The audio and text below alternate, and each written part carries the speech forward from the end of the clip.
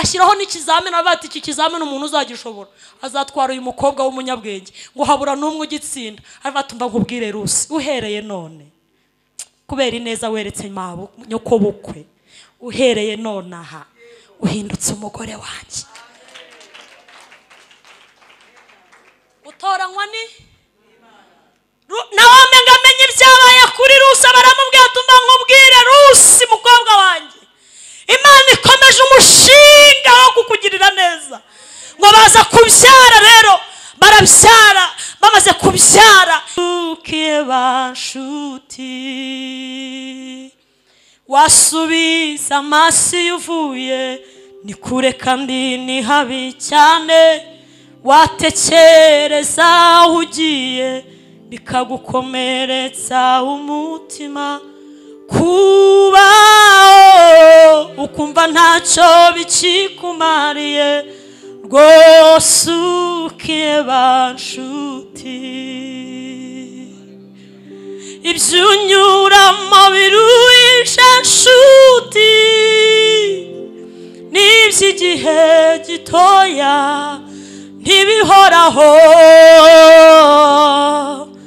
ntibigatume uteshuka ngo ureke Imana idahemuka ariko kuko turi mu isi irimo abazima babi nta kundi twabigenza kandi Imana izi aho turizi n'aho dutuye kariho intebe y'ubwami ya Satani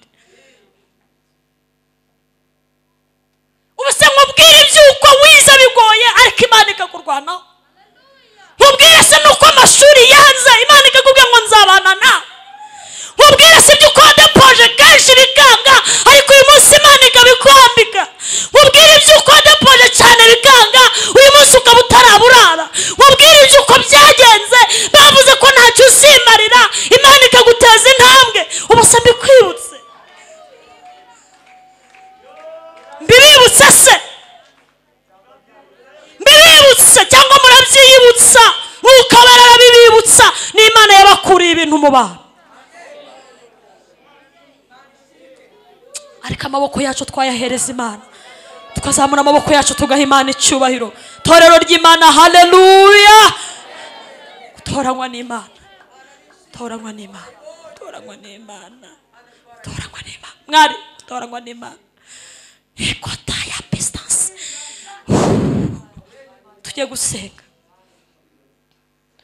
umugore haleluya zirya mbaraga nari mfite urya munsi turi kuri urya musozi ubu mfite imyaka 85 ndumva zikirimo ndumva nkizifite ndumva narwana nawe kandi nkamunesha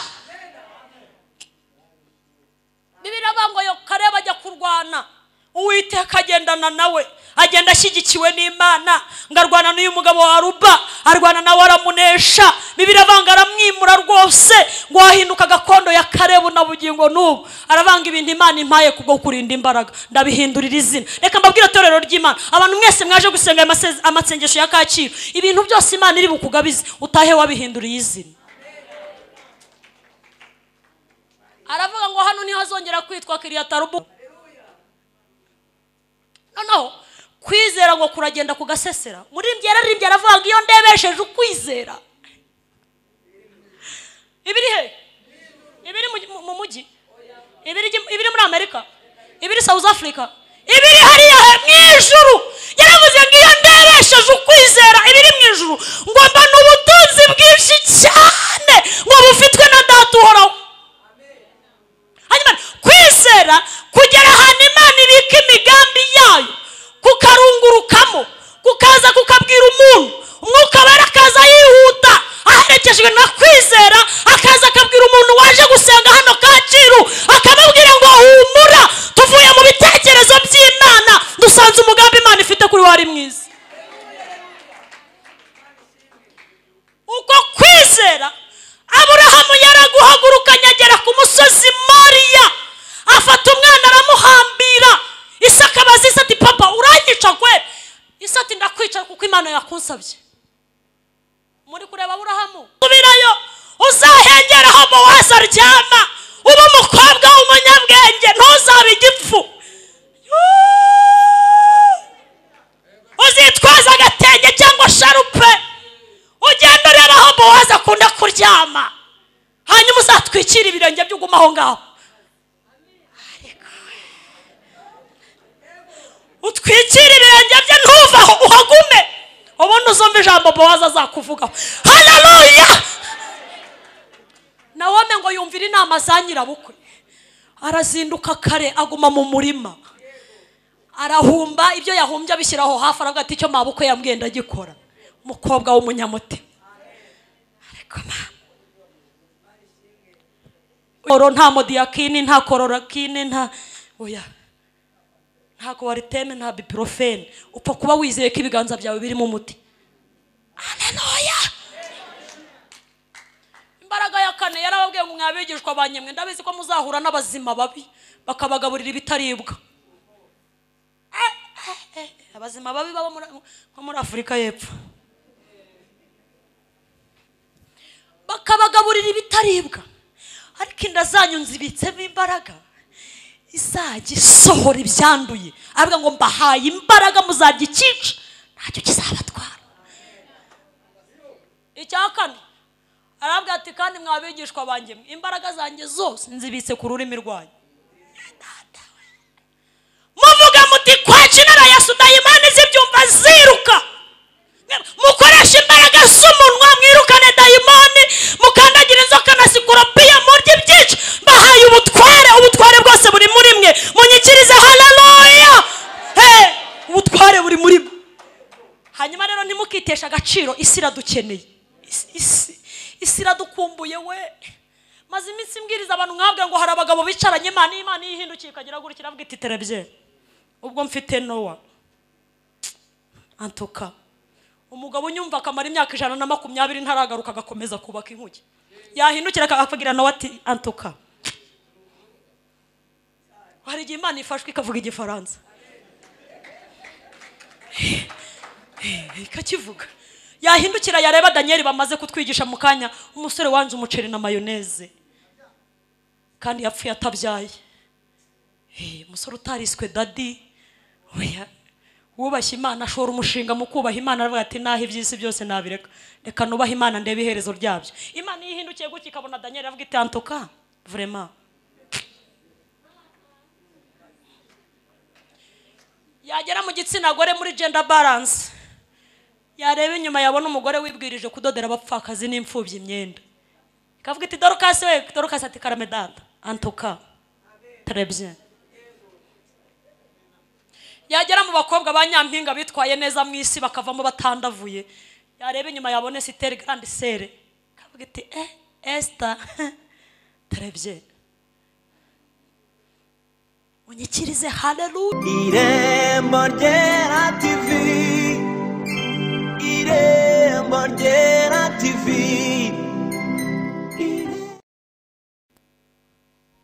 Yesu ashimwe cyane.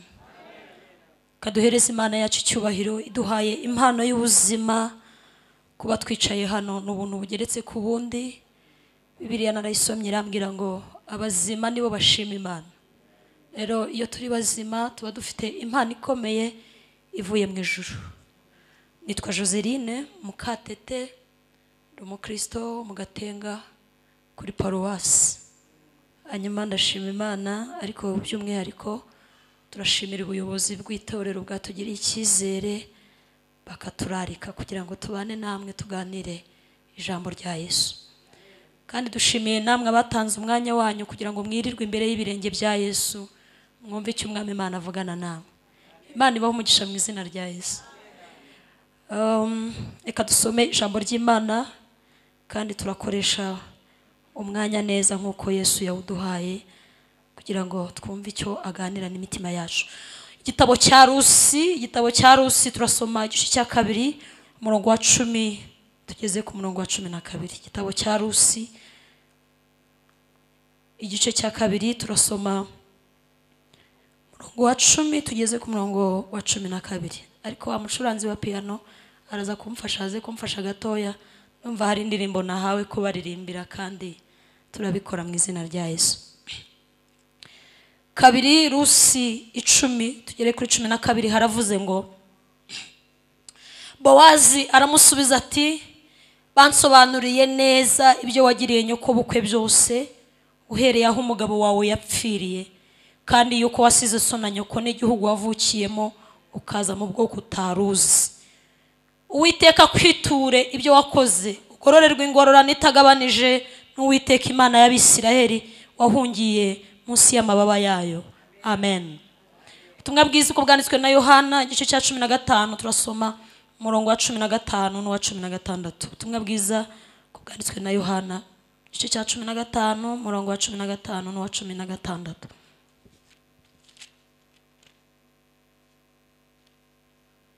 Haravuze ngo sinkibita abagaragu kuko umugaragu atazi ibyo shebuja akora, ahubwo mbise inshuti kuko ibyo numvise kuri data byose mbibamenyesheje.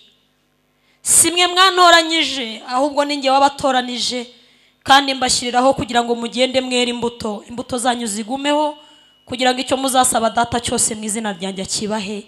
Amen. Rwandiko Petero yanditse rwa mbere igice cya 2 umurongo wa 9. Rwandiko Petero yanditse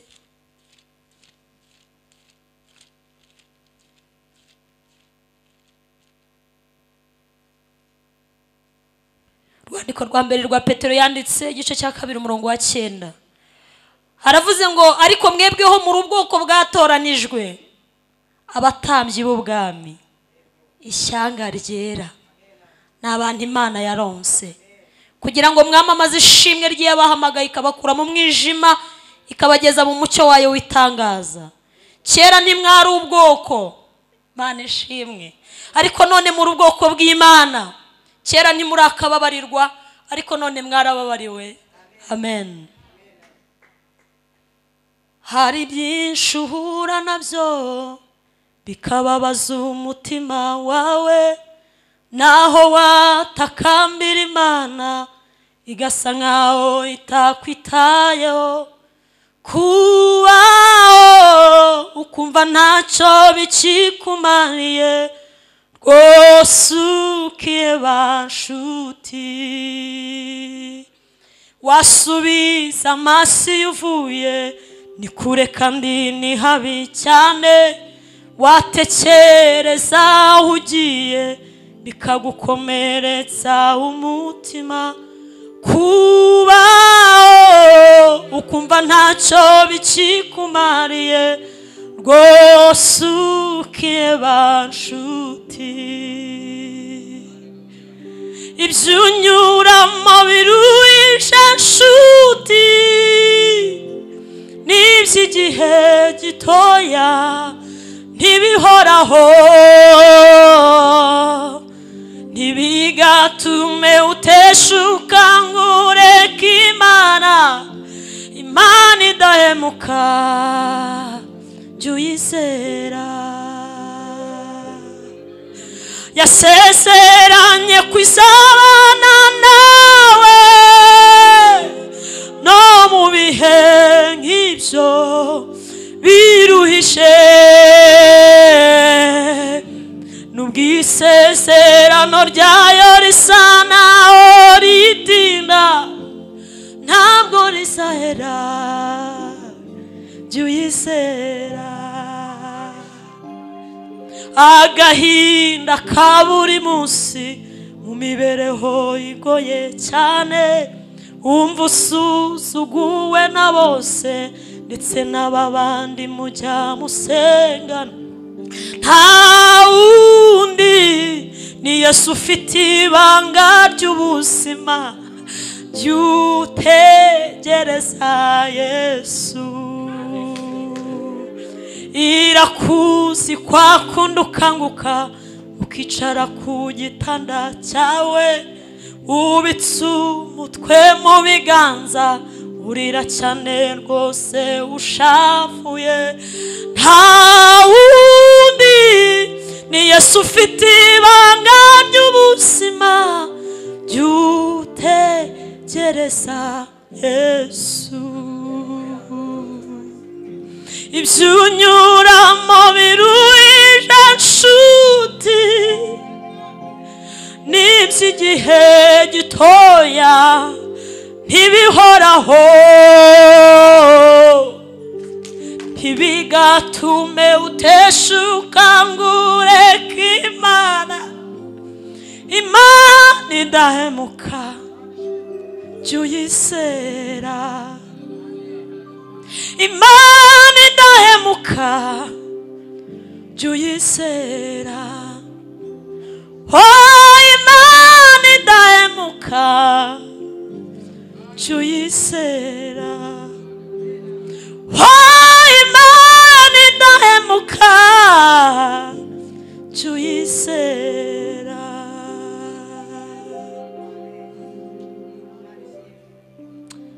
Haleluya. Amagambo yose ndi buvuge hano nekereza ko ntari bumara igihe gitoya, afite intego ivuga ngo gutoranywa n'Imana. Toranywa, yewe nushaka utera agatebe hano hafi hari ukuntu bijya bimfata nkaririmba kandi biba byiza. Bijya bimfata fata kakanga akawicare hari. Ko nta tegeko riduhana kuririmbira Imana. Munyikirize amen. Gutoranywa n'Imana. Wakibaza ngo mbese mwisi muri iki kinyejana harimo abantu batoranijwe n'Imana? Aba bantu barasa bate? Aba bantu bateye bate? Aba bantu babayeho mu buhe buzima? Bameze bate abantu batoranijwe n'Imana? Haleluya. Wakibaza ngo muri iki kinyejana kirimo amayoberane ameze gutya harimo umuntu umwe cyangwa babiri cyangwa batatu babayeho mu buzima bw'abantu batoranijwe n'Imana? Yego barahari. Yego, igisubizo ni yego barahari. Turibuza kureba uko basa, turebe uko bateye, turebe na nyiri ukubahamagara intego yabahamagaye ni iyihe ubundi dusenge. Kuki Imana yabahamagaye kubera iki bakeneye? Mbese nyuma yo kubahamagara bazaba bateye bate, bazaba basa bate? Imana ihimbaza. Ijambo dusomye muri Rusi, aya ni amateka y'umugore witwa Rusi. Umugore wafashe icyemezo, afata icyemezo gikomeye, ari muri risike, ari mu bibazo, ariko abwira umutima, arawubwira ngo mutima wanjye uturize Imana yonyine, wihanganira igihe urimo kugeza igihe uzabonera impinduka zaho Imana iri kukujyana. Rusi ni umugore w'umwe mu bahungu ba Nawome, umugore ufite umugabo witwa Elimeleki, bavuka mu gihugu cyitwa Betelehemu cyangwa muri quartier yitwa Betelehemu hariya hepfo muri Israel.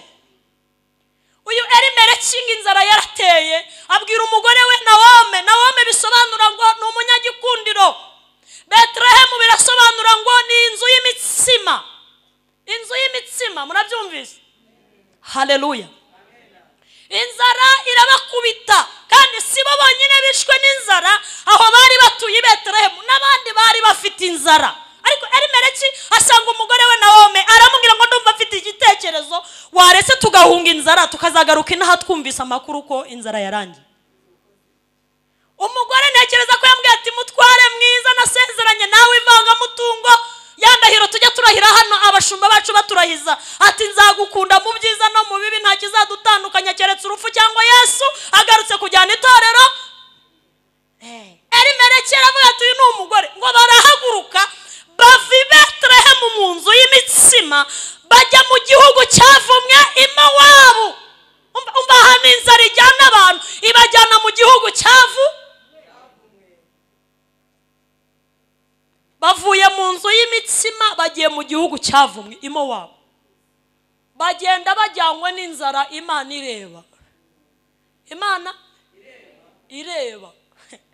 Ngo bagerayo Bibiliya narayisomye ngo hadaciye iminsi Elimeleki barapfuye, baramushingura ahunganye n'abana be babiri b'abahungu. Ngo bagere i Mowabu, abahungu ba Nawome bamaze gukura, uwa mbere araza abwira nyina ati nabonye sheri, nabonye umugore. Nyina ati mwana wanjye urakuze, wamubonye he? Ati namubonye mu Mowabukazi. Abaramwe ati mwana wanjye ihangane ndikumva amakuru ko iwacu inzara yarangiye, uzihangane uzashake mu iwacu we gushaka umunyamahanga. Umuhungu abaramwe ati nzamusengera ahinduke. nzamusengera ahinduke. Nyina turumva ufite imbaraga zo gusengera umunyamahanga agahinduka. Umuhungu ati nzamusengera ahinduke. Abaramuzanye amushyize mu rugo. Ku bucyayi wa kabiri nawe abwiye nyina ati mama nanjye nakuze nkeneye umugore. Nyina ati kagira inkuru wawe urambagije. Ati namubonye w'umumowabukazi kandi n'umukobwa w'umutima. Nyina ati wakihanganye ko ndi kumva amakuru ko iwacu inzara iri kurangira tukazasubirayo ugashaka umugore mwana wanjye. Umuhungu ati nanjye nzamusengera ahinduke. Barashaka niko Bibiliya ivuga ngo babageze mu rugo hadaciye iminsi umuhungu wa mbere barapfuye. Nawe amati ibyo ndi kuboneraho ni Mowabu biragatsindwa n'Uwiteka. Hadaciye iminsi wa kabiri nawe barapfuye. Ngarikaza kumva amakuru y'impamo ngo yuko iwabo i Betelehemu inzara yashize. Reka mbabwira bihanganiye i Betelehemu mwese nimuhumure igihe cy'inzara kizarangira.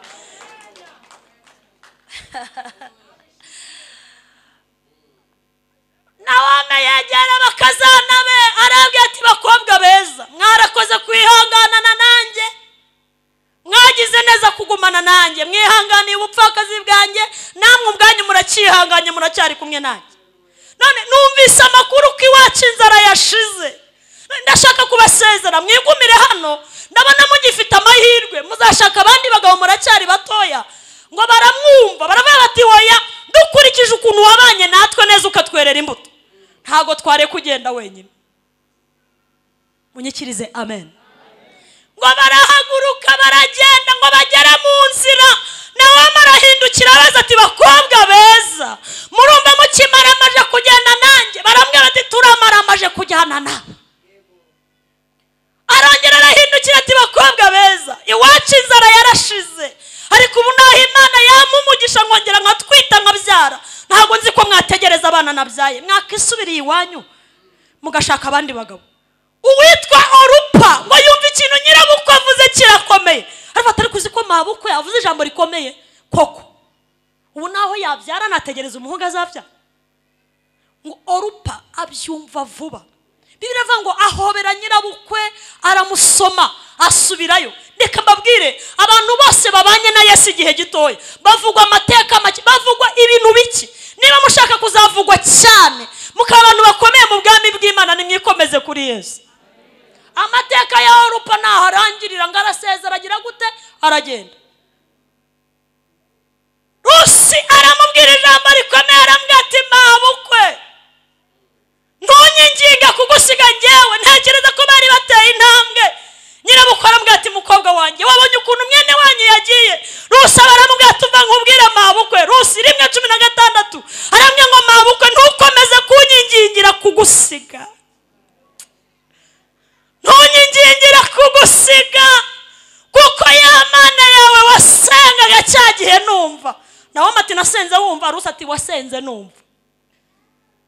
Nasi indirimbo ziwacu naririmbaga urazumva. Rusi ati ndazumva. Ati ndirimbiraho kamwe numva. Ati nge ndi umukristo nzahora ndiwe mu bintu byose ngeze kugupfa. Nge ndi umukristo mpora mbihamya nawe igihugu cyose cyanseka. Nge ndi umukristo wo mu mutima kuko nsigaye nkunda Kristo. Icyatumye apfa yasize njyewe nabuzwa n'iki kujya mukunda. Nawe ngo yumva indirimbo Rusi aririmbye aravuga ati wa mukobwa we burya waranyumvise.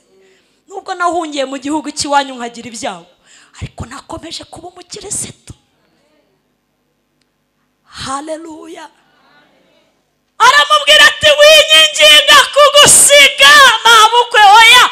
Abarambwira ati ya Mana wajya gusenga numva. Numvise amateka y'ibyo uvuga kuri yo. Numva n'Imana itagihemuka. None nanjye naramaramaje. Abarambwira ati Imana yawe izaba Imana yanjye.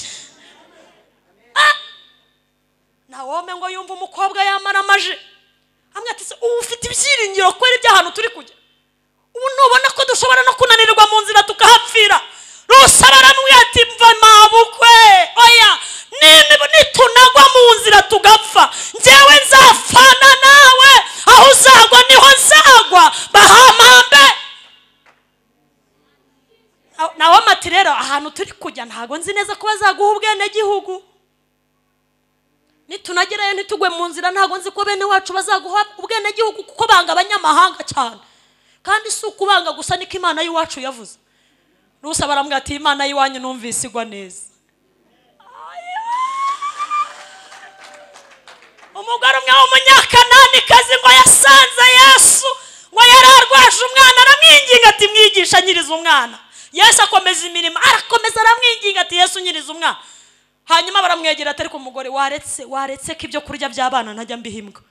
Umugore ngo aramwitegereza ngo ati nkurikije umutima ugira, nkurikije imiterere yawe ntago wakanga kunyiriza umwana, ugira umutima mwiza. Umugore ngo Yesu ngo abyumva aravuga ngo umugore aramwira ati sibyo gusa, n'imbwa zo mu bakire zirya utuvungukira twavuye ku meza ya basebuja. Ngo Yesu abyumva aravuga ati wa mugore we wahishuriwe uwondi we. Nikodemo yabajije Yesu ngo mbese umuntu yakongera akavuka ubwa kabiri? Yesu aramubwira ati birashoboka ko umuntu w'umugabo yavuka ubwa kabiri. Abaramubwira ati icyabyawe n'Imana cyose gisa n'Imana. Icyabyawe n'Imana cyose gisa n'Imana. Imana ishimwe ko muri kunyumva, munyikirize amen. Iri jambo twasomye Bowazi abwira Rusa baramubwira ati mukobwa mwiza we humura uhereye none intego yo kukomora ibikomere wagize ndayitangiye, ndumva ntangiye umushinga wo kukomora ibikomere. Abarambwira ati igikomere cya mbere ndi bugukize ni igikomere cyo kujya ujya guhumba wirirwa wiruka kuzuba, kandi wageze mu murima w'umuntu ugira umutima mwiza. Ujye ugenda mu miba, ujye ujya mu miba y'abagaragu banje bakuvunikire, uterura ibyo ushoboye ugenda ushyire nyoko bukwe arye ahage. Haleluya. Abarambwira ati kandi ndabizi ko abahumba bagira inyota bitewe n'ukuntu mwirirwa kuri tere hano mwicwa n'izuba. Nzi amakuru yatera ukuntu itera ivunana, ndabizi ukuntu haba icyaka. Ujye ugenda ku bibindi by'abagaragu banjye umwe ku mazi bavomye.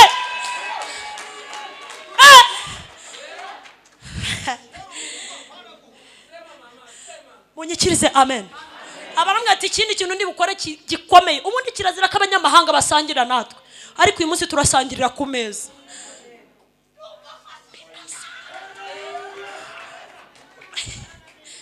Uyu munsi turasangirira ku meza. Witoza uko iwacu barya, witoza uko iwacu biseriva, witoza uko abayuda bamera, witoza ikinyabupfura ku meza. Buhoro buhoro nirwo rugendo uzagenda umenya imico y'iwacu. Yewe gutoranywa ni Imana. Yego, hahirwa umuntu utoranya ukamwiyegereza Mana kugira ngo agume mu bikari byawe. Hahirwa umuntu utoranya ukamwiyegereza Mana kugira ngo agume mu bikari byawe. Umuntu nk'uwo abashinganye naho uzamusanga hose ujye umwubaha.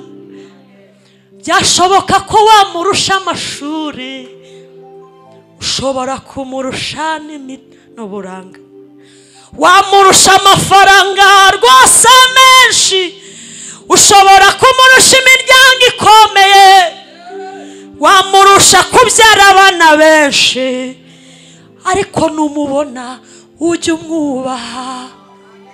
Niba ari umubyeyi akaba yubaha Imana yacu, we kumusuzugura ngo nuko yapfakaye.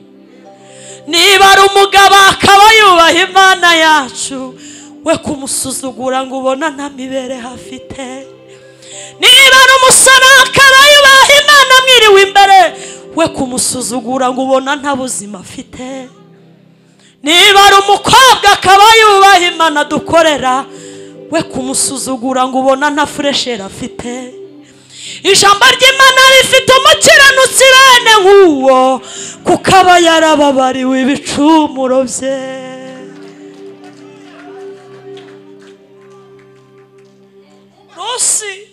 Rusi ngatashye mwari. Rusi agize gute? Agenda yisetswa, agenda yivugisha mu nzira ati uriya ni umugabo twahuye cyangwa atari afite umutima mwiza kwe.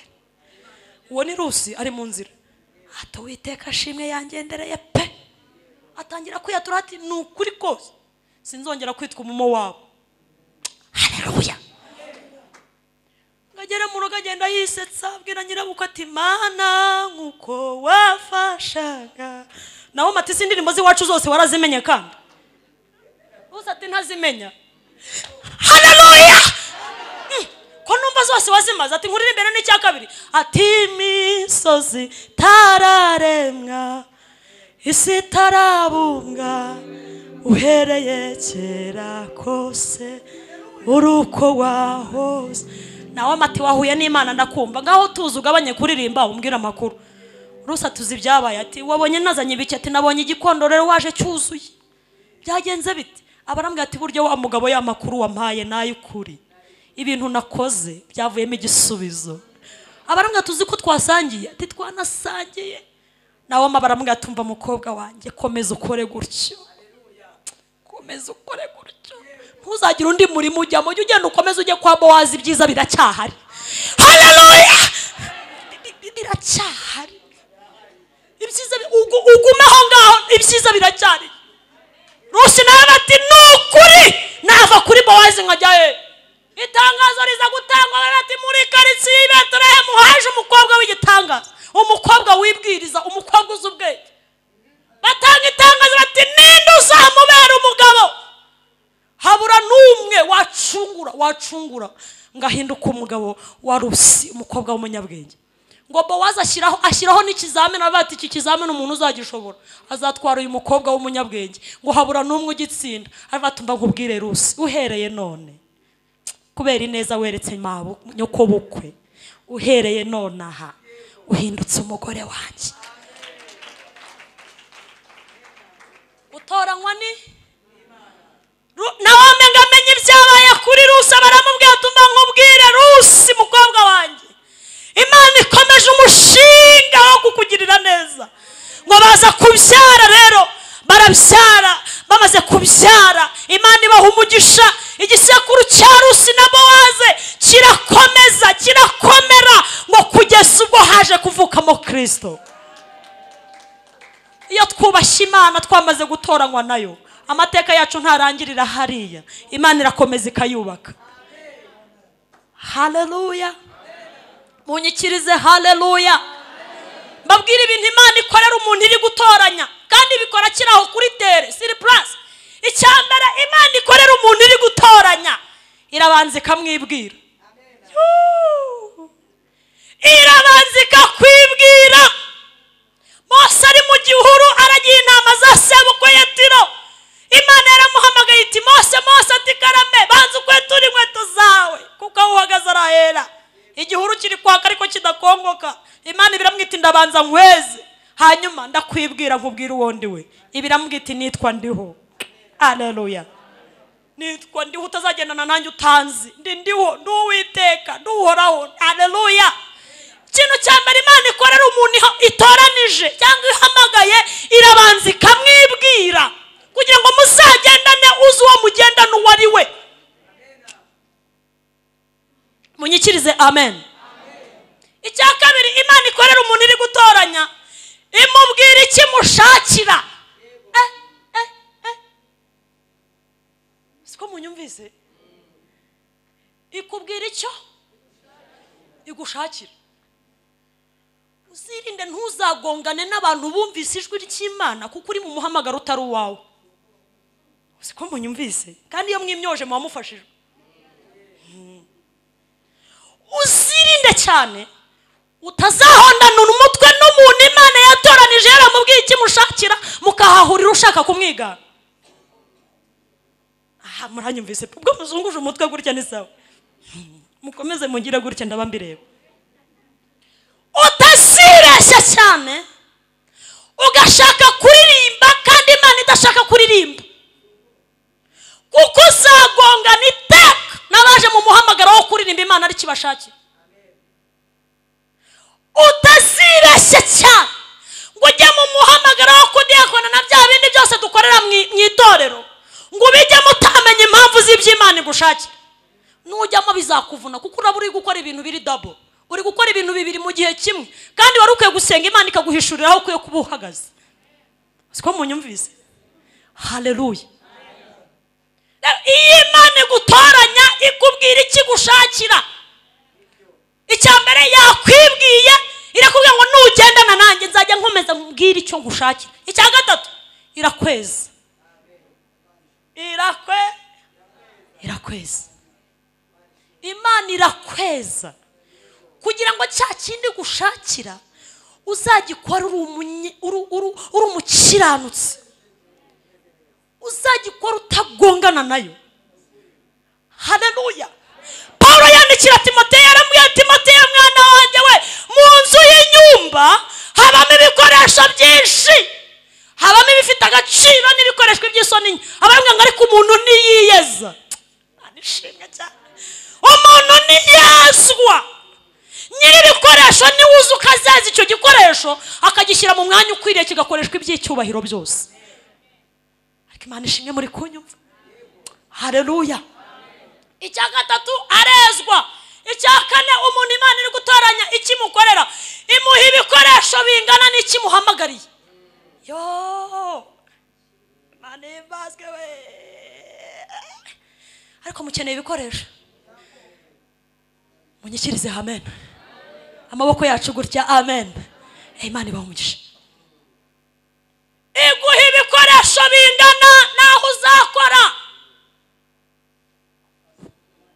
Imana ibwira Yosuwa, yaramubwiye ngo Yosuwa nimugera kuri Yorodani mwebwe ntimuzakoresha inkoni kuko iby'inkoni byararangiye.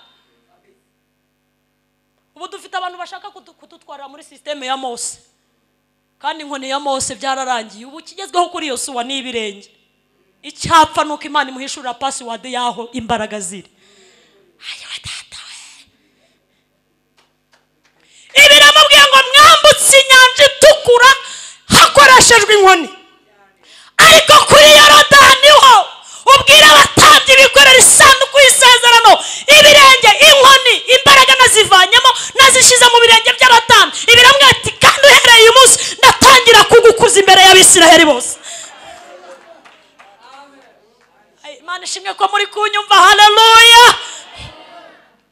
Bwira abatambyi bikorera isanduku y'isezerano nkoresha imbaraga z'ibirenge. Hari imbaraga enye nshaka kubabwira Yesu yaduhaye. Munyikirize amen. Soko mwandakari amen. Niko mufashwa aho ntacyo. Babwira imbaraga enye Imana igihe umuntu ihamagaye mu kumuha ibikoresho. Munyikirize amen. Imbaraga ya mbere Imana ibika mu birenge. Mubi ibirenge byawe gutya. Muti Joseline azanye iby'inzaduka, ntago ari inzaduka.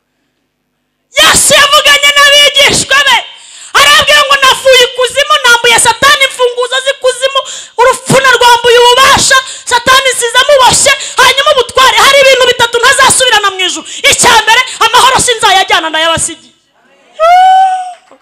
Icya kabiri arabwira ngo ubutware nabwo ndabubasigiye, kandi ahantu nzabubika Satani atazapfa kumenya, atazapfa kuvumbura, ahambere nzabushyira mu birenge byanyu, aho muzakandagira hose hazaba hayi. Imana ibahereza imbaraga zo mu birenge mu izina rya Yesu. Ibirenge Yesu yaravuze ngibyo ibirenge byuzanye inkuru nziza, akamamaza ubutumwa. Imbaraga ya kabiri Yesu yayibitse mu biganza. Gira gutya.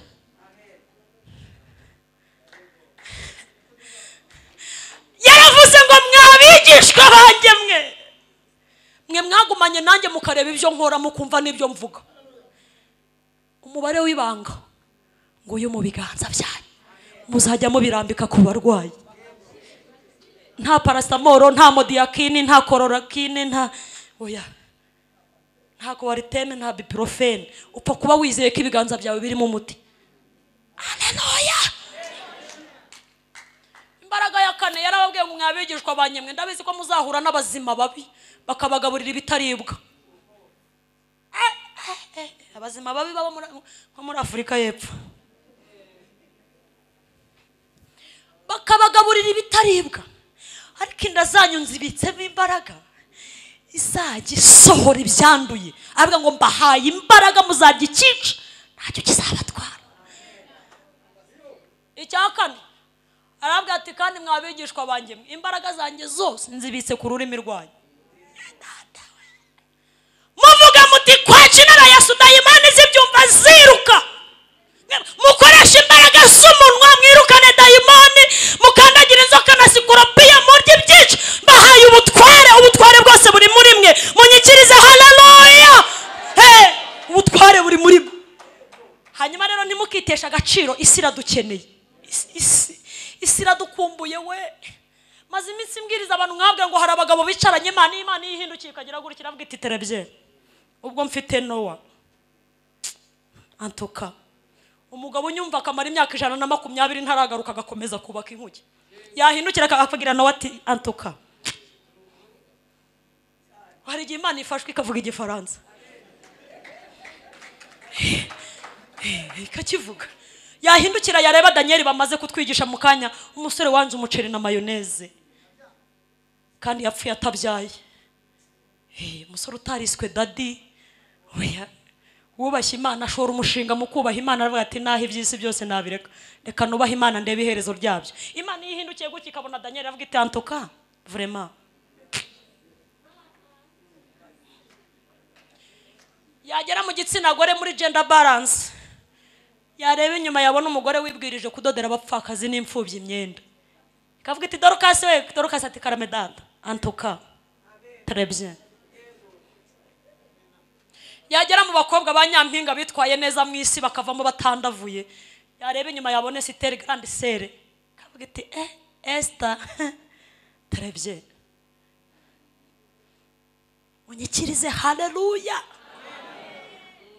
Imana iguha ibikoresho bingana naho iri kugutuma. Paulo yandikira Abefeso 6:10 yarabwiye ngo nimutware intwaro zose z'Imana ngo kugira ngo mubashe guhagarara ku munsi mubi mudatsinzwe n'uburiganya bwose bwande bwa Satani.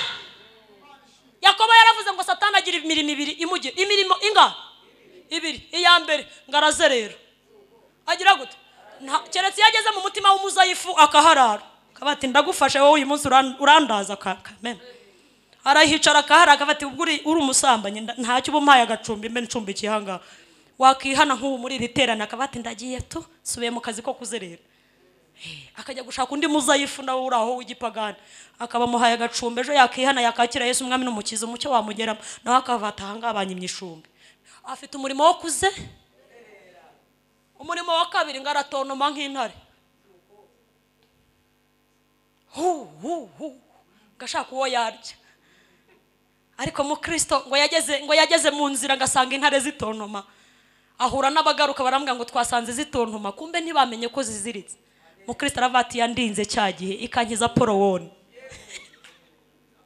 Iyanyijije porowone n'Imana ishobora kunkiza inzara z'intare. Ngarakomeza aragenda ngakajya yumva ijwi rimugati komeza ugende rata ziraziritse burya nubwo bita haleluya biraziritse nubwo bitontoma komeza ugende.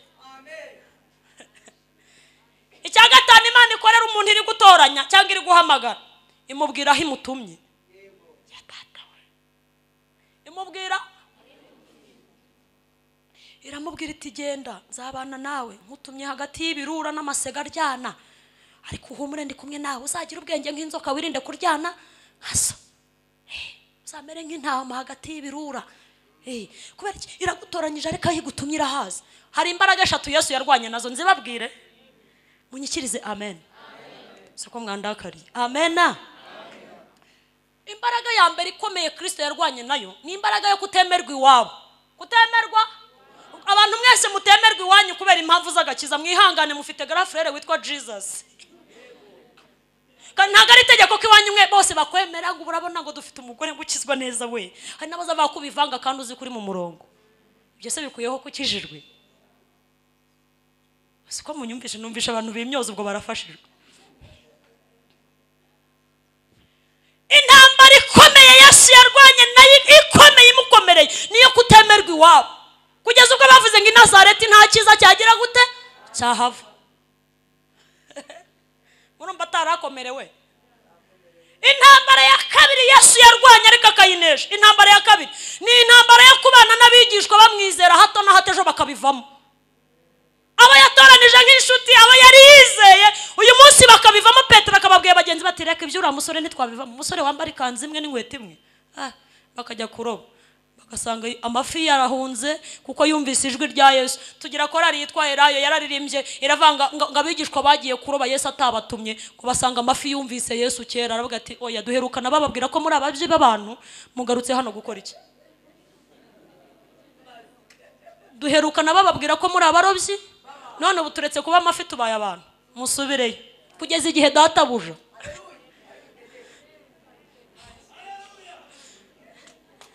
Ndafashirwe we. Inyoni zarorotse mu kirere, amafi yo mu nyanja yaragwiriye. Wibaza ko mbikunda kurusha umuntu, bigatuma uza imbere yanjye utizeye. Wibaza ko mbikunda kurusha umuntu, bigatuma uza imbere yanjye utizeye. Nzaguha umugisha uhindura umugisha, nkongera umugisha ibyo uzabireba.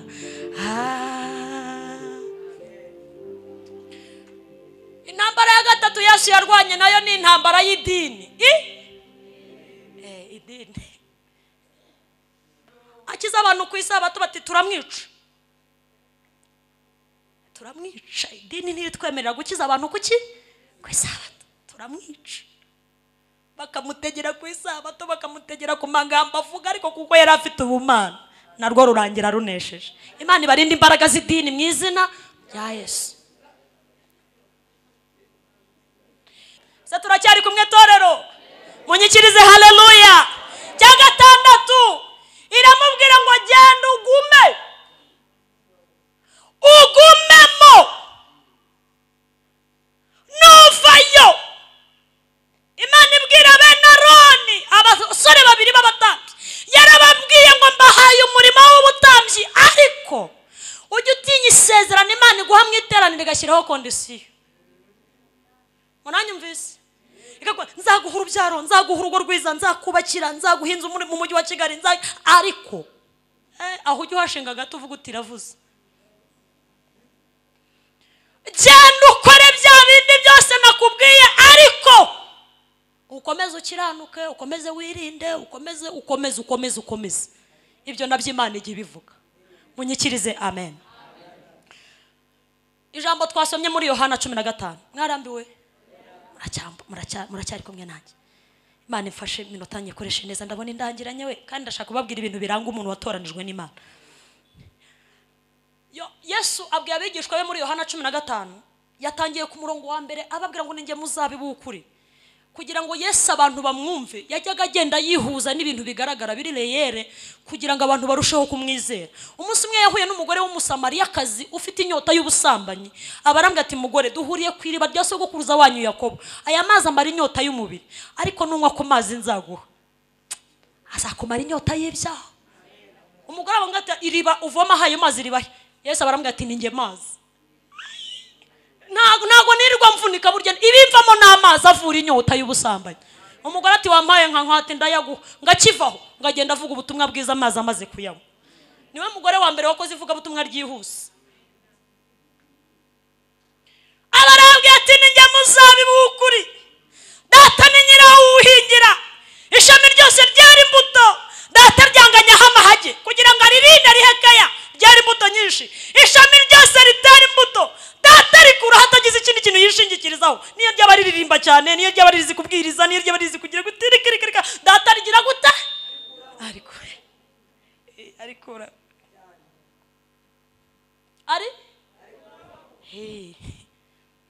kandi reka ntangaze ritangazo ndi hano Kacyiru, mbabwire ko Imana idahamagara abashoboye, Imana ihamagara bizashoboza. Imana ihamagara abo izashoboza. Abaravuga ati kandi nimunyizera, mukizera amagambo mbabwira, muzakora imirimo ikomeye.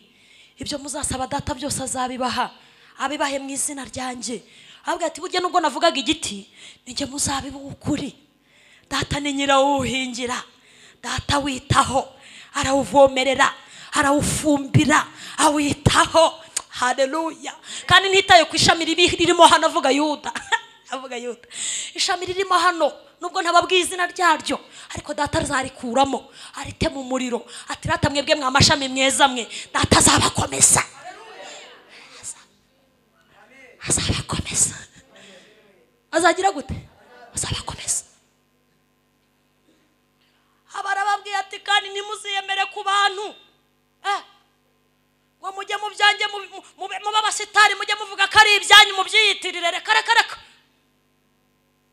Abarabwiye ati ndashaka kubibutsa ibintu bibiri nakoze. Icyambere, nahamagaye mwebwe mwitwa abagaragu, ariko dukurikije iminsi tugendanye nagiye mbazamura mu ntera. Ubu ntimukiri abagaragu, ahubwo muri inshuti zanjye. Ubu niyo ugendana na Yesu neza, agenda kuzamura mu turanka buhoro buhoro buhoro buhoro. Haleluya. Nimukiri abagaragu, nimukitwa abarobyi, nimukitwa abesikoro, no. Nkurikije iminsi tumaranye mugeze ku rwego rwo kwita inshuti zanjye. Ariko ukurikije iminsi umaranye na Yesu witwa nde? Mbabarira mbwira uko witwa. Iminsi umaze mu idini, ntushaka ubutari umwadeperi ubusengera n'ahandi. Iminsi umaze mu itorero, ubu Yesu akugejeje ku ihe etape yo kukwita. Uri umugaragu, uri inshuti, uri umuvandimwe. Abarabwira ati icyo nshaka kubabwira, burya umugaragu ntamenye ibyo shebuja atekereza. Umugaragu ntamenye ibyo shebuja agira gute atekereza. Abarabwira ati kuko mwabaye inshuti zanjye, ibyo numbanye data byose nta na kimwe namusigiye, byose narabibabwiye. Ababwiye ijambo rikomeye hano rero. Abarabwira ati simwe mwantoranyije, ahubwo ninjye. Petero ati nukuri wansanze mu mazi, niwe wantoranyije pe. Nubwo nahishuriwe cyagiye nkavuga kuri Kristo umwana w'Imana, ariko ni ka bonus ijuru ryari rimpaye. Uwitwa Yohana bene Zebedaya ati wasanze turi babi, twebwe turi abana b'inkuba. Iyo utadusanga ngo duhamagare n'umujinya wacu tugira, abantu twari kubamara, twari kugira gute? Ngo bari abanyamujinya. Umunsi umwe ngo bagiye i Samariya bamwima icumbi Yesu, baramubwira ati ariko waretse tukaguha igitekerezo, abo bantu wamanura umuriro. Wahamagaye mu ijuru tugahamagara umuriro bagapfa, abantu bima boss icumbi. Yohana ati wagize neza kunshisha bugufi, burya niwe wantoranyije. Ingeso wa mubi yanyanduje, zashaka kubyuka sirimburu sicepe, mpore nihariwe n'ibya Yesu. Arababwira ngo simwe mwantoranyije, ahubwo ninjye nabatoranije, ngo kugira ngo mwere imbuto kandi imbuto zanyu zigumeho. Abarabwira ati kandi nimwumve ibingibi nshaka kubabwira munyikirize. Haleluya. Data bahamagariye kugira ngo icyo muzasaba data cyose mu izina ryanjye azajya agenda kibaha. Imana ibaha ibyo musaba mu izina rya Yesu. Hanyuma Petero aranditse aravuga ngo namwe Imana yarabatoranije. Haleluya. Aravuga ngo kera ntimwari ubwoko, ariko none ubu mwabaye ubwoko bw'Imana. Kera ntimurakababarirwa, ariko none mwarababariwe. Abwiye abantu ati kera mwari babi, burya mwari babi, ariko mugeze muri Yesu abahereza isura. Mwari babi, muzi gutukana, muzi guca imanza no kugambana, ariko mugeze Yesu, muri Yesu ahindura igisekuru cyanyu. Dushimire Yesu waduhinduriye igisekuru. Iwacu bararogaga, iwacu baribaga, iwacu bagiraga zakara, ariko tugeze muri Yesu aduhindurira igisekuru. Ubu turi abana b'Imana data wa twese. Nubwo Aburahamu atatuzi, Isiraheli kabitatwemera, ariko Imana ni data.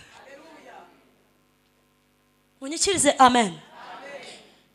Icyambere kiranga ubuzima bw'umuntu watoranijwe n'Imana, nizere ko turi kumwe. Abazanye dukaramu mwandike nta kibazo. Icyambere kiranga ubuzima bw'umuntu watoranijwe n'Imana, arahari nukura ariho pe. Icyambere kimuranga, mwahurira mu isoko, mwahurira mu kwa muganga, mwaba muri bisi mugenda, icyambere kimuranga agenda yizera uwamutoranyije. Yizera. Abaheburayo 11 umurongo wa mbere aravuga ngo kwizera no kumenya neza udashidikanya ibyiringirwa ko bitazabura kuba, ngo kandi niko kuduhamiriza ko iby'Imana yavuze n'ibyo tutareba ari iby'uku. Kwizera ni iki? Narasenze mu minsi ishize nsaba Imana nsobanurire kwizera, numva biri kunshanga rwose. Irambwira ngo Joseline we nikarame, ndashimira umwuka wera akajya avuga. Arambwira ngo kwizera ni ukumva ibintu kimwe n'uko Imana ibyumva. Kwizera ni ukumva ibintu kimwe n'uko Imana ibyumva. Ndabwira nti ngaho nsobanurira. Irambwira iti uribuka igihe nabwiraga Aburahamu ngo ntambire umwana we Isaka? Ndabyibuka. Uribuka ko yavuye mu rugo atabwiye Sara hagiye? Muzi ko ari byo koko? Siko yavuye mu rugo atabwiye Sara hagiye, kugeza nubwo yabwiye abagaragwe ngo nimugume hano nge n'umuhungu wanjye turaje. Niko Bibiliya ivuga, mugume hano nge n'umuhungu wanjye kari akantu kitwa iyo umuntu yabaga agiye gutamba ribitungo, yabaga agiye kuryica.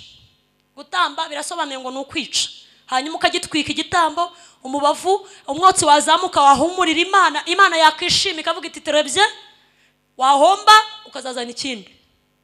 Murumva ukuntu kera byari bikaze. Turashima Imana yuko twavu sawa.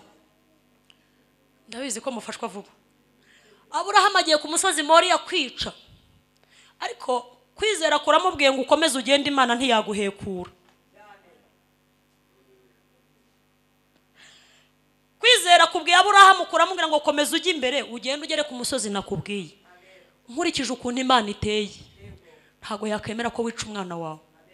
Kwizera karaga gakoresho bakoresha kwa muganga kitwa termometre murakazi, karya gapima umuriro. Kwizera kumeze nka kariya kuma.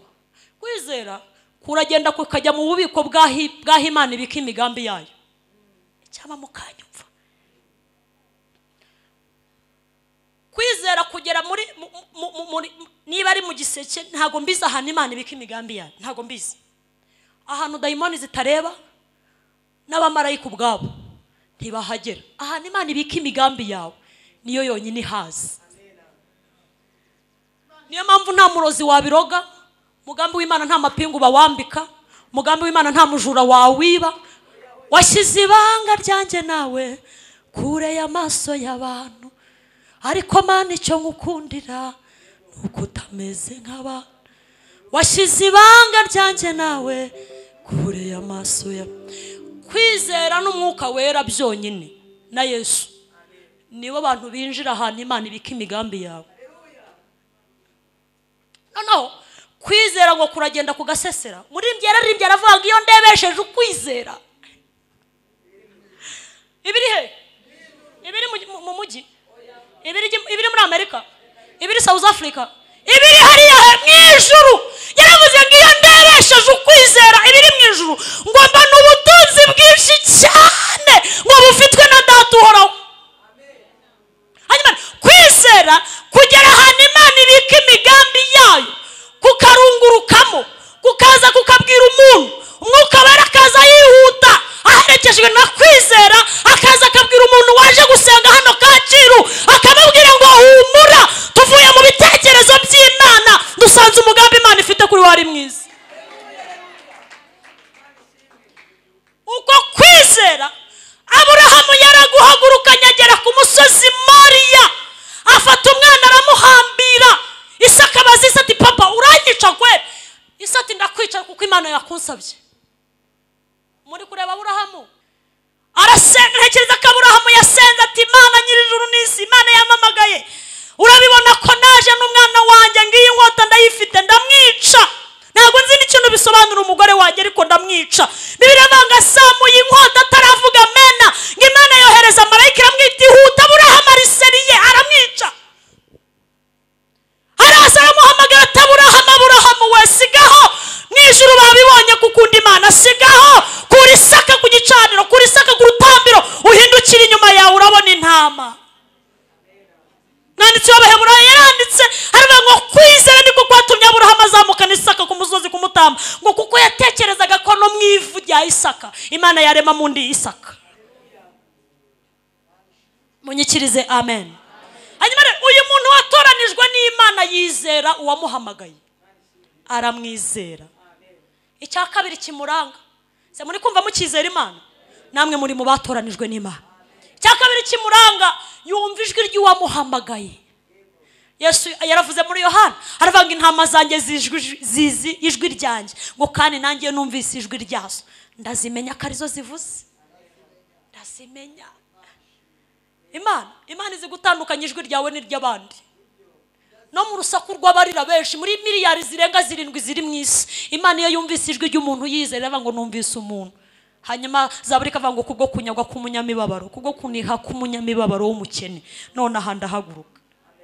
Munyikirize amen. Iyo twatoranijwe n'Imana twumva ijwi ry'yaduhamagaye tukamenya ko ari yivuze, kandi natwe iyo tuvuze irabimenya ko ari twebwe tuvuze. Iyo nayo ni indangagaciro y'umuntu wahamagawe n'Imana. Icya gatatu, agwiza imbaraga z'umutima. Se mwatashye cyangwa muracyahari? Uyu muntu watoranijwe n'Imana agwiza imbaraga. Imbaraga. Karebu yagiye kureba Yosuwa. Unyikirize haleluya. Arambwira ati Yosuwa we ndaje. Ntumbaze iyi myaka 40 yashize ahantu Karebu yarari, abandi bahabwa gakondo adahari. Bura Karebu yabaga he? Abandi bahawe gakondo Karebu adahari, gakondo zirinda zishira. Ubwo yajyaga kwa Nafutali bakamugaburira, akajya kwa Shera bakamugaburira, ejo akajya kwa Dani bakamugaburira, ejo bundi akajya kwa Raubeni bakamugaburira, kumva nibyo. Ngari kaza kwibuka amagambo Imana yamuvuze he Kadeshi Baruneyi. Agenda abwira Yosuwa ati Yosuwa we nibutsa amagambo Imana yatuvuzeho turi Kadeshi Baruneya, ubwo twazanaga amakuru y'imvaho meza tubwira bene wacu ko igihugu Imana itujyanamo izakiduha kikaba gakondo yacu. None magakondo Imana yavuganye nayo. Yosuwa arambwira ati gakondo yararangiye. Waratinze pore, byararangiye. Kareba ati bunta naga kigasigaye. Yosuwa ati ntako. Arambwira ati tekereza neza umbwire niba nta hantu hagasigaye. Kareba Yosuwa arambwira ati umva nkubwire hasigaye umusozi umwe uriho umugabo w'umunyembaraga witwa Aruba, kandi umusozi yawibarujeho afite ibyangombwa by'ubutaka bwa yahise Kiriyat Aruba. Sha nanjye naramutinye ndamwihorera. Arambwira ati ariko se uracyafite imbaraga? Kareba ati imbaraga ndazifite. Yosuwa ati imbaraga urazifite? Urumva wiyizeye? Yosuwa ati ndazifite. Urumva uzagenda ukarwana n'uriya mugabo w'umunyamaboko ukamunesha? Kareba ati nzarwana nawe yewe yanshoboje kuvuga amakuru meza nkakomeza imitima y'abandi. Iraba imbaraga. Arambwira ati genda Uwiteka abane nawe. Kareba turakoze kumpanurira. Bibiliya iravuga nuko Kareba asiga mubwira ijambo rimwe, aramubwira ngo zambaraga nari mfite urya munsi. Haleluya haleluya. Zirya mbaraga nari mfite urya munsi turi kuri urya musozi, ubu mfite imyaka 85 ndumva zikirimo, ndumva nyizifite, ndumva narwana nawe kandi nkamunesha. Bibiliya ngo yo Kareba ajya kurwana, Uwiteka agendana nawe, agenda ashyigikiwe n'Imana, ngarwana n'uyu mugabo wa Aruba, arwana nawe aramunesha. Bibiliya ngo aramwimura rwose ngo ahinduka gakondo ya Karebu na bugingo n'ubu. Aravanga ibintu Imana impaye kubwo kurinda imbaraga ndabihindurira izina. Reka mbabwire torero ry'Imana, abantu mwese mwaje gusenga amasengesho ya Kacyiru, ibintu byose Imana iri bukugabize utahe wabihinduriye izina. Aravuga ngo hano niho hazongera kwitwa Kiriyat Aruba ukundi, hazitwa Heburoni kuko Uwiteka yarwanyanye nanjye hanyuma nkanesha. Uyu muntu rero watoranijwe n'Imana arangwa no kugwiza imbaraga z'umutima. Cyakane kimuranga yishimira kumva bavuga neza uwamutoranyije. Uzi iyo yicaye mu iteraniro ririmo ababyeyi bari kuvuga neza uwamuhamagaye, aravuga ati mukomeze mumvugira Imana yanjye neza, muyivuga ukuntu yishyuriye abana banjye minerivare, muyivuga ukuntu ijya yishyurira abana minerivare, muyivuga ukuntu ijya igaburira abantu mu mujyi wa Kigali, muyivuga ukuntu yaduhaye akazi, muyivuga ukuntu yatwishyuriye amashuri, muyivuga haleluya. Uyu muntu iyo yicaye muri iryo teraniro ngo yumva abavuga Imana neza bakomeza bakavuga. Ubwo ni ubuzima buranga umuntu watoranijwe nande n'Imana. Cya gatanu, arinda ubuhamya bwe kubwo uwamuhamagaye. Yitoza kurinda ubuhamya bwe kubwo uwamuhamagaye. Namani yahuye n'umukobwa wahamagawe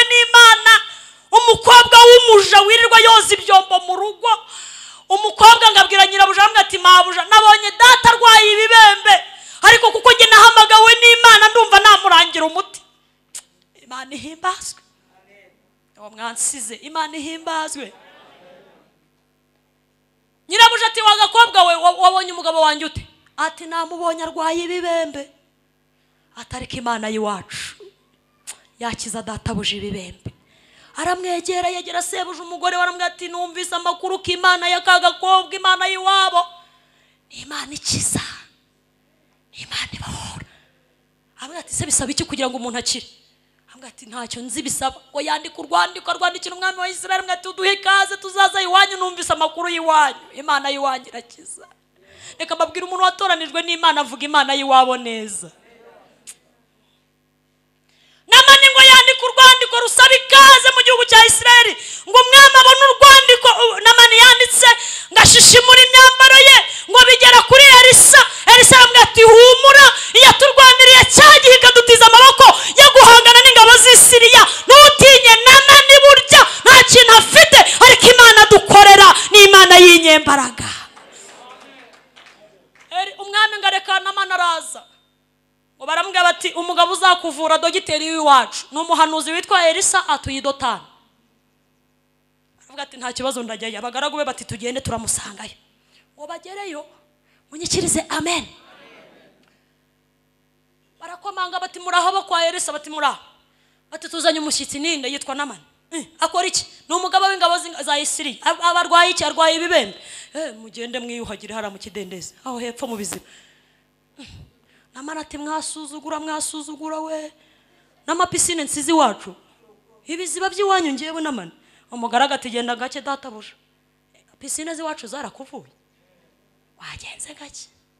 Namani ati abantu bina barasuzugura ntago bazi ukuntu mfite pisine nzizi wacu. Umugaraga ati tuza ubu se yagusaba ibifaranga ntiwari kubimo genda upfe kwigaragura mo turebe icyo bibyara. Biravati ngagenda yiciragura ati abantu bina barasuzugura nta wapi. Ngaragenda ajya ku kidendezi ngo yibiramo rimwe abona nta gihindutse kabiri gatatu kane gatanu gatandatu karindwi ngavemo ku nshuro ya karindwi ngabona umubiri ubaye nk'umwana. Aravuga ati ibintu byinaha burya bikora no mu biziba. Ayo mashini baraya Yesu tuyakomera icyarimwe twese. Haleluya. Arasubiyeyo agenda ati mumbwire Elisa sohoka. Elisa ati sinsohoka Imana yagukijije ataha iwanyu ugenda uvuga Imana. Ati se basi nta namaturo naguha. Elisa ati Imana yacu ntago bayihongera ibiziba ze barabigurira babigurira fanta. Reka ni Imana yabikoze. Gehazi atariko databuja wabura ubwenge we.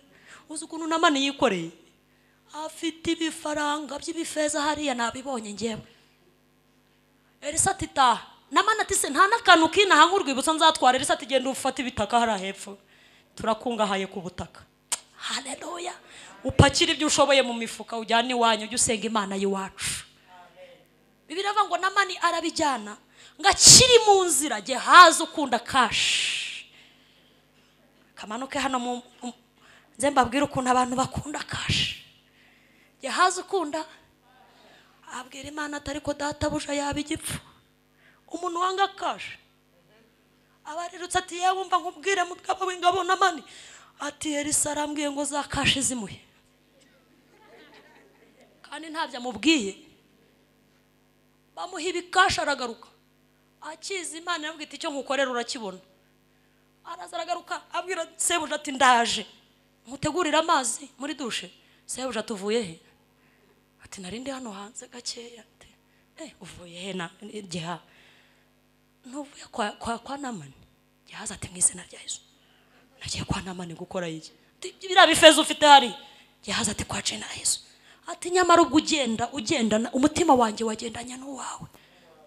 Abarambwa ati bya bibembe Gehazi nani Namani yasize hara mu kiziba ndiko ndabibona biza bikototera bigufata nguhereye uwo munsi Gehazi aba mu bembe. Mazi Imana mwirirwe imbere muyubahe munyikirize amen. Abaje gusenga amen. Bibiri ngo Namani ageze iwabo aravuga ngo ibi bitaka sinzabibika mu nzu yanjye ngabijyana mu ngoro z'Imana ziwabo. Abandi bene wabo ngo bajya gusenga bagapfukama ku bitaka by'iwabo w'Imana yamukijije akavuga ngo nubwo ndi mu ngoro z'Imana ziwacu ariko Imana ya Isiraheli ni Imana yo kwizera. kwizerwa. Munyikirize haleluya. Yego, Imana y'iwacu rero uyu munsi tuyize kuyivuga neza. Icyanyuma nyibabwire, uyu muntu watoranijwe n'Imana, Imana imushakira ibintu mu bantu.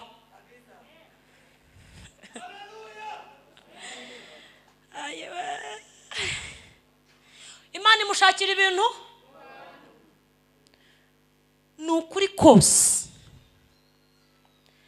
Imana ntishobora kwemera na rimwe umuntu yahamagaye, umuntu yatoranije akorwa n'isoni akiriho. Never, nibibaho. Imana ntiyeranje nkuko njye numva abarokore bamwe b'abanyantege nke basenga bavuga ngiyeranje Mana ngukora ibi ngibi. Imana ntiyeranje irategeka. Umunsi umwe abagabo basanze Mose baramwe ngo dukumbuye akanyama. Agaki? Akanyama. Dukumbuye akanyama. Dushakira inyama. Mose abwira Imana ati Abisirayeli barashaka iki? Imana iramubwira iti burya n'inyama ndazifite mu ijuru, mfite busheri. Dawidi yaranditse muri Zaburi ya 23 amaze kubona ibiryo. Ibiki? Yabonye ibiryo Dawidi ahita ahimba indirimbo aravuga ati Uwiteka we burya uri Imana igitegura ameza. Gihorera hari indirimbo zizanwa n'ibintu runaka. None Hana yacikiye umwana aravuga ati Uwiteka we nubwo mbyaye rimwe ariko ndabizi ko ubu ngubu ndi umuntu ubyaye 7. Imana iguha impamvu yo kuririmba muri riteraniro. Ewe mbonye abantu babyanze disi. Imana iguhereza impamvu yo kuririmba mu izina rya Yesu. Imana yamwita Mose we subirayo ugende ubwira Abisirayeli bitayarisheje bazarya inyama. Bazarya inyama. Imana ijya muri busheri ihamagara inkwari iravuga iti akanyama k'inkoko niko karyoha. Nze ngaburira abantu banjye inyama. Ihamagara inkoko iti inkoko mwe, inkoko ziti karame munamyi. Ziti muri ziti turi hano. Muri tayari ko babarya ziti turakuze tumeze neza. Mwihute mwiterano ry'Abisirayeli hariya mu buto. Reka mbabwire ibintu Imana yahamagaje ijwi ryayo rizizi bizi nyirabya ahantu ari. Cyama mukanyumva haleluya. Imana ntishobora guhusha. No. Imana ntihusha. No. Imana ntihusha. Yavuze ngo iraguha diplome, iguha diplome iriho amazina yawe.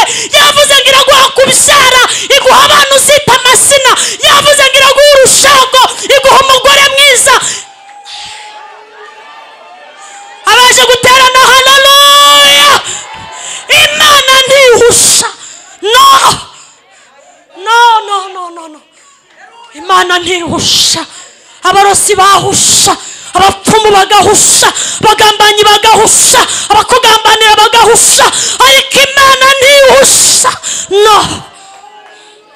Hotaya bire sansoma. Le hotala shikatonama. Yaba yarahushije ntubukiriho. Yaba Imana ihusha ntubukiriho. Yaba Imana ihusha ntuburi muri teraniro. Yaba Imana haleluya. Hotaya bire sansoma. Oketala wisansoma. Yabihusha nuba waramubyaye. No. Yabihusha karakaza ukora nuba waragakoze. Wahuriye kuri tere n'abandi bagakeneye. Ariko Imana ivuga ngo ndabyemeje. Nakabemo. Ndabyemeje. Nabeho. Tere cyane haleluya. Hello pera sala with the kantoma.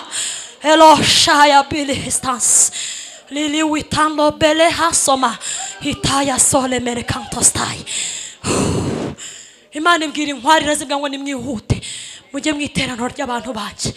Bene Aburahamu umugabo wanyubashye mujye mwiteraniro.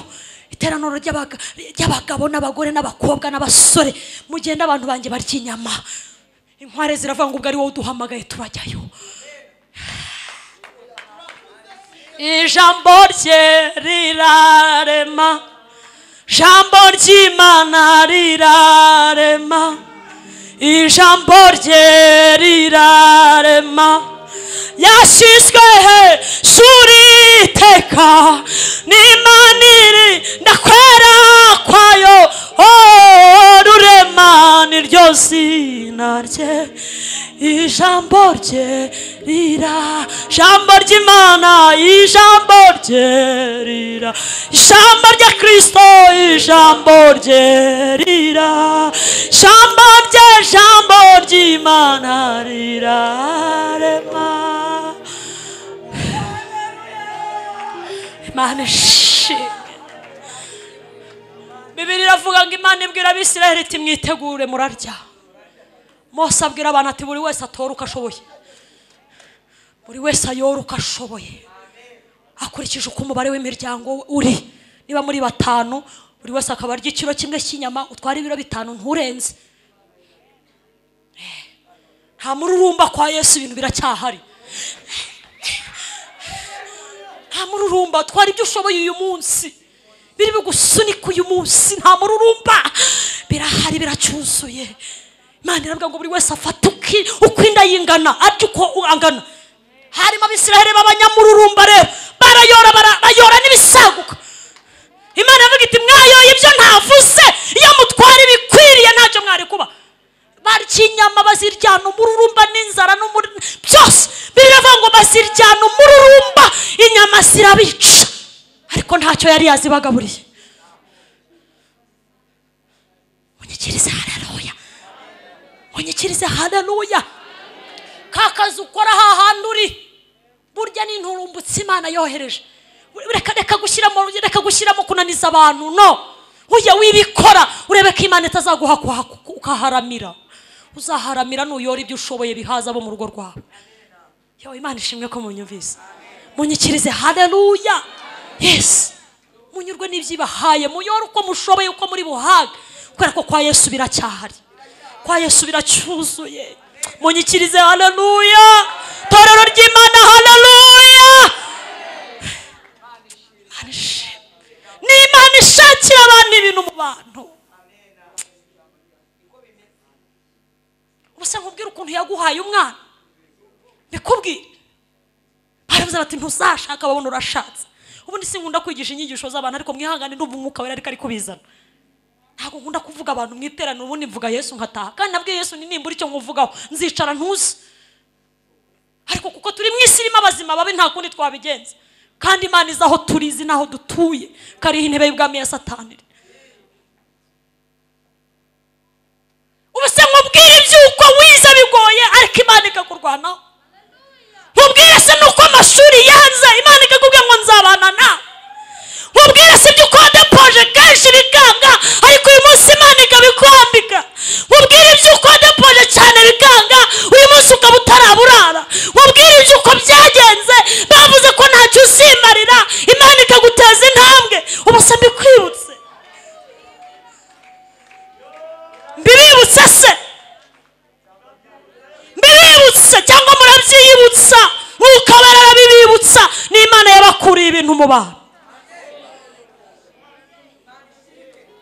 ariko amaboko yacu twayahereza Imana tukazamura amaboko yacu tugaha Imana icyubahiro torero ry'Imana haleluya toranywa n'Imana toranywa n'Imana toranywa n'Imana toranywa n'Imana mwari toranywa n'Imana ekota ya distance